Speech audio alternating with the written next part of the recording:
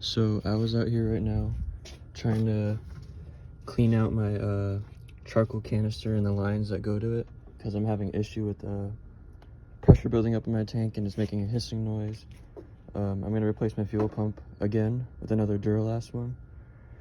So in the middle of doing that, I was just cleaning out all my vacuum lines with this carb choke cleaner. Just going through and connecting them like this and spraying them out, making sure they're all nice and clear.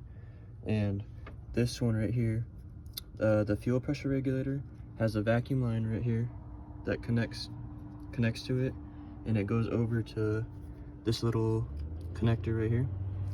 And what happened, so I sprayed it and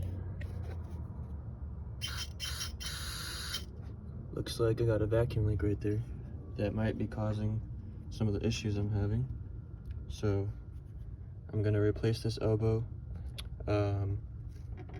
with one of the ones off my parts Jeeps and test it again, make sure it's not leaking, and then we'll see if that solves any issues. And I'm gonna make a post about it and see if there's any changes to the issues I'm having with the Jeep.